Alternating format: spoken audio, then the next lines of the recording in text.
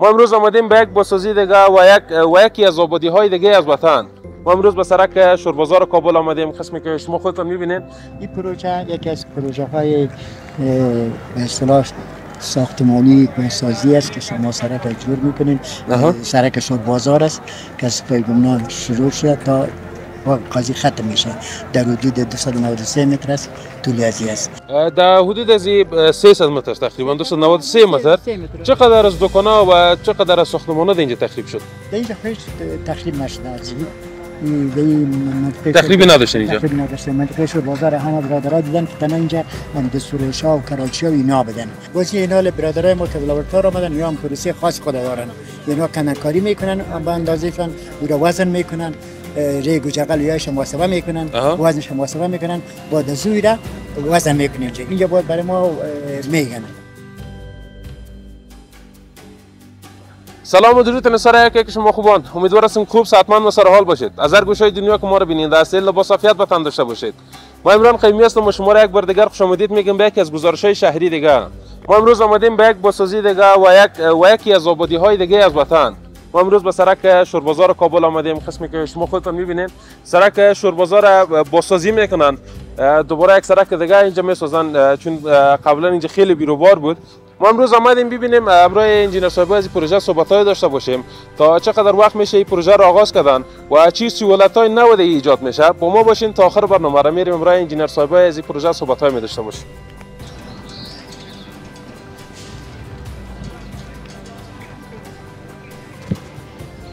انجینر صاحب سلام علیکم. ان شاء الله خوب باشین. سلام علیکم. خوش آمدید. بخیر باشید. تشکر. یک معرفی کوتاه از پیش خود داشته باشید. مسئول کاری است. درست است. معلومات عمومی از این پروژه رو پیش خودتان هست ان شاء الله. ان شاء الله. خب یک معلومات کلی درباره از این پروژه که در اول برام بگید. این پروژه یکی از پروژه‌های به اصطلاح ساختمانی بازسازی است که شما سرک جور میکنید. سرک شوربازار است که از پیگمنان شروع شده تا قاضی ختم میشه. در حدود 293 متر است، طول ازی است. عرض از این سرک با شمول پیاده‌رو و شمول ویلچر 25 متر است. یعنی دو خط ترافیکی از خط وسط دو خط، یک رفت آمد طرف راست داره، یک رفت آمد طرف چپ داره. باید برای یک پارکینگ طرف راست داره، یک پارکینگ طرف چپ داره. یعنی همزمان 4-6 موتور دیگه رفت آمد کردن. همزمان. چیه؟ یعنی بخشای فوت. درست است. در حدود از 300 متر تقریبا 293 متر. چقدر از دکان‌ها و چقدر از ساختمان‌ها اینجا تخریب شد؟ اینجا هیچ تخریب نشده از تخریبی نداشتن اینجا. تخریبی نداشتن. منطقه شوربازار همه برادرها دیدن که تنها اینجا دستور شاه و کراچی و اینا بدن که مواد می‌فروشن. دیگه اینجا تخریب هیچ نشده. فقط یگان این طرف راست طرف چپ ما تخریب نداریم هیچ. تنها از این سرک از روی چپ طرف راست 4 متر و 40 سانتی داریم پیاده رو. 4 متر و 40 سانتی به طرف چپ داریم. در مجموع 25 متر میشه. تخریب هیچ چیز نداریم. یگان زینه ریکان اگه برآمده باشه، پیش برآمده باشه، او شاید به خاطر از پیاده رو ما جور میکنیم، موزاییک کلش فرش میکنیم. اگه او کنده شود این امکان داره. دیگه در ساختمان ها هیچ چیزی نداریم. تخریب چیزا نیست. ان شاء الله میگم مطمئن باشه. تشویش نداشته باشه. خب از اون لحاظ ان شاء الله دلشان جمع باشه. چقدر سهولت این پروژه برشان ایجاد خود کرد؟ حالا خب ببینید سابق یک موتر با مشکل میره. حالا 2 موتر خط رفت و آمد داره. یعنی 4 موتر دو خط رفت و آمد 4 میتر. دو تا در پارکینگ. بیروبار کاهش میده. خودش یک سهولت است. و اینجا بسیار مارکت هاست. طرف راست طرف چپ مارکت هاست. در مارکت ها تجارت سابق مواد میآوردن بسیار با مشکل. یک تیلرش که میآمد ام کراچی ها آمد میشد که ایتر میرفتن هم آمدش مشکل بود. 100%. حالا خود در شکل نورم ساخته شود مشکل نداره. کدام پلان بررسی دارین که بعد از ساخت سرک از این کراچی ها و بیروبار کراچی همیشه در طرفای مندوی طرف شوربازار اینجا همین کراچی و چیزا سرکار رو بند میسازه که بسیار بیروبار محترم میشه. کدام پلان بررسی دارین؟ ما این صلاحیت فشار ولی است که اونا اجازه میتن نمیتن مشکلات رو درک میکنن. از ما طرف این سرک مطابق هم دیزاینی که این سبای محترم شورالی دیزاین کردن مطابق دیزاین از ما کار میکنیم. باز ما به خیر تسلیم میکنیم به ښاروالۍ منتها کل امکانات اساسی در نظر گرفته شده، سهولت ها در نظر گرفته شده در اینجا. مشکلات چیزا انشالله که هیچ نمیمونه. تو عرض سرک زیاد میشه، جویچه هست، آب چی نمیشه، آب به اصطلاح سابق در روی سرک دن میشه، در حال نمیشه. این سهولت های هست زیاد ایجاب میکنه. منتها مربوط شهروالی است که چه رقم که چه پلان برشون داره.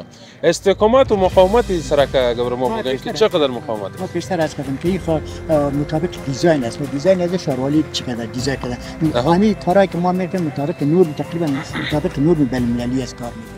همونجا فکر کنم تستنگش هم روان است. تستنگ روان است که شما خودتان دیدین. که در طبقه اول که ما می‌دیم 95% تست داشته.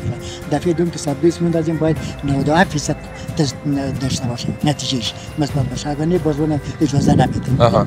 این خودش مانگر است که مطابق نور استاندارد است. بله. سرزمین تست اگر یک بار بریم که مو تست ببینیم.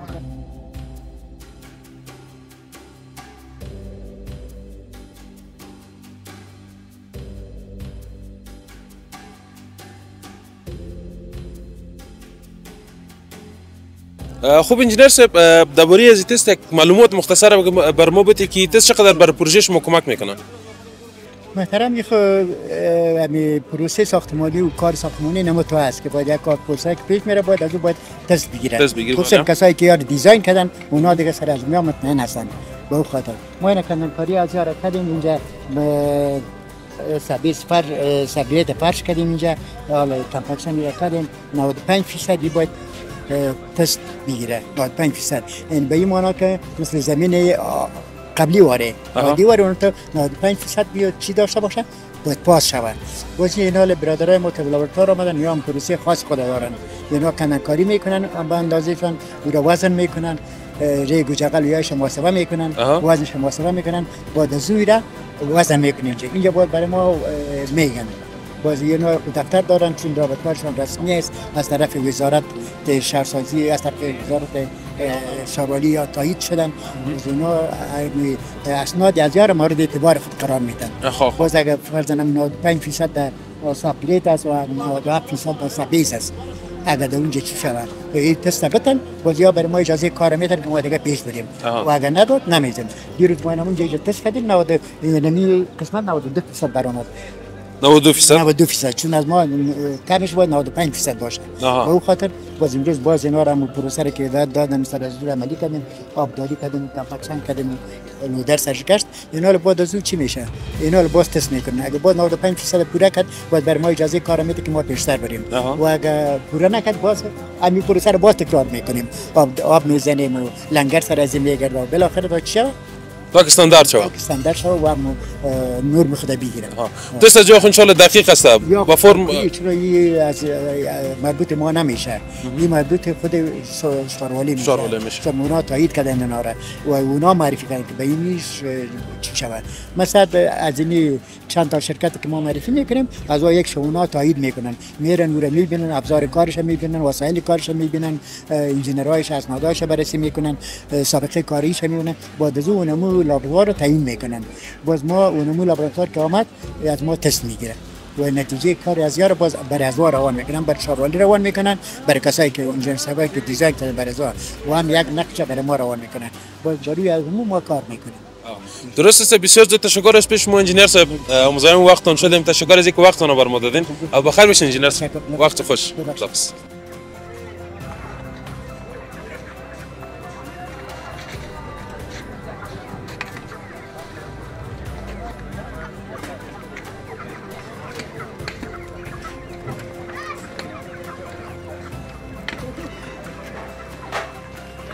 انجینر شما خوب هستین؟ بسم الله الرحمن الرحیم. شکر الحمدلله خیر سي. مونږ چې د لابراتوار راغلي او کله چې دا شرکت کله پروژه یو کار چې مرحله چې سر ته رسي هغې نه وروسته لابراتوار ته ګوري. لابراتوار راځي د خپل ټیسټ اخلي چې سرک پاس ده که پاس نه ده. نو اوس مونږ دې لپاره راغلي دا د سرک اوله طبقه ده ځمکه د سبګریډ ورته وایي چې کله دا سبګریډ وي اوبه پرې واچولې مرچر پرې واچوه ښه کمپاکشن یې چې وکړو هغې نه وروسته مونږ ته زنګ راوړل کېږي.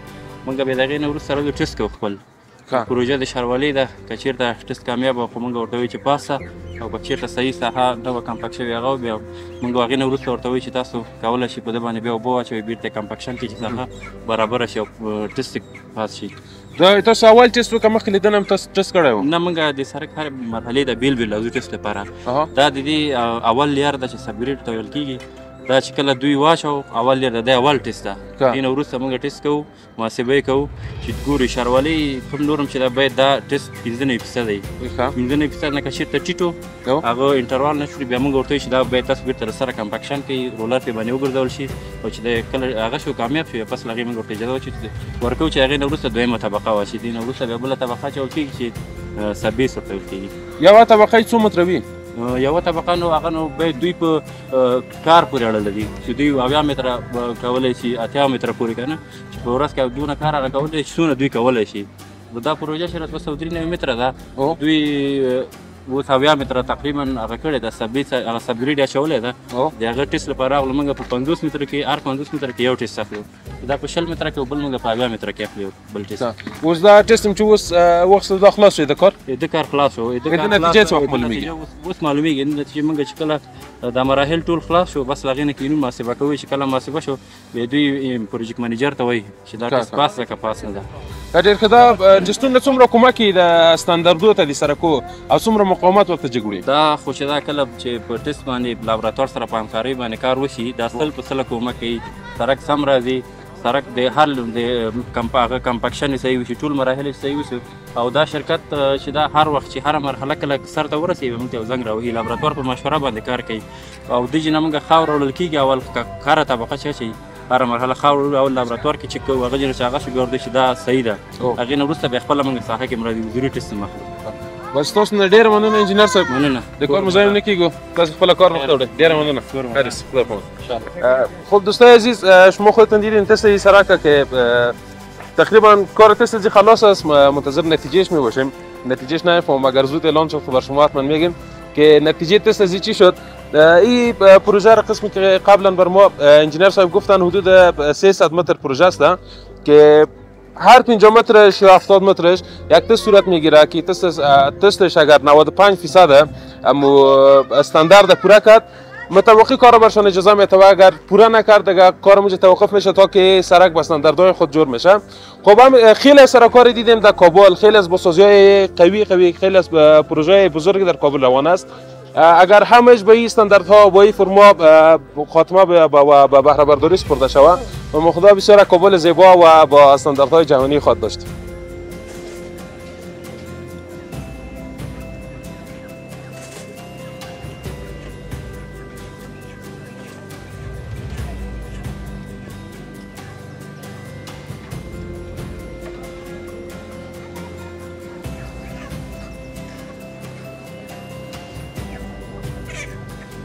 ایسای محترم ان شاءالله شما خوب هستین؟ شما درست بخیر هستین؟ وقت بخیر میگذره ان شاءالله؟ الحمدلله. کاروبار چطور است؟ خوب است شکر الحمدلله. مزاحم وقتتون خونه شدیم ان شاءالله؟ نه خیلی خدا نکنه که مزاحم شده باشه. چقدر وقت میشه اینجا مصروف کاروبار است؟ اینجا دیگه تقریبا یک 12 سال میشه. 12 سال؟ بله. خیلی وقت است. خیلی وقت است. چی چیزا رو به اینجا به فروش میرسونه؟ اینجا چبلقه به فروش میرسونه. خب از این 12 سال نمیکاره است؟ از این 12 سال نمیکاره. فایده گنجش خدا حالا شکر است خدا جان میره 12 سال است روز میچله شکر است هر چیز است خبر شکر است.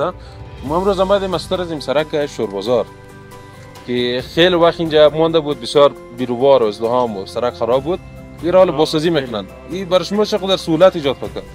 ولی سهولت خیلی ایجاد کرد به خاطر که سرک جور میشه کلان میشه صاف میشه پاکاری میشه. اگر مردم احساس وطن دوستی داشته باشه خیلی کار خوبه. بله. بعضی کسایی که احساس وطن دوستی نداره میگه والا این چوری تر شده. این خب به خاطر سهولت ما شماست. اینمی که جور شده اینمی سهولت رفت آمد کرده میکنیم. هر بازسازی یک چند وقت مشکلات خود داره یک چند وقت جنجال میکنه. هم یک آدم که برای خود شخصا خانه جور میکنه در از زحمت میکشه خیلی وقت او تا کار میکنه که تا او به سر میره. باز او راحت میخوابه. اینم تو روی وطن ما هست که اینم هر جایی که برای شما که اول یکم مشکلات داره باز پسان سهولت میشه اینم برای کل کی فایده داره. ایگه پس غیر از این سرک شوربازار شاروال کابل حدود 32 الی 35 پروژه بزرگ سرکسازی رو داره که این سرک ها خیلی فایده به نظر خودم فایده بسیار بزرگ برای هموطنان میرسانه وقتی که همش به بهره برداری سپرده شود. با سهولت مواجه میشیم که حالا خوب نظر کلگی با مشکلات روان سرکا تنگ است، وزر گل راه بند است، مردم با بسیار مشکل برخورد میشه که وزر گل یک جای سرک بند میشه کلگی بند میمونه، یک ساعت دو ساعت یک آدم از کار میمونه یا یک مریض خدای ناخواسته یک صدمه میبینه.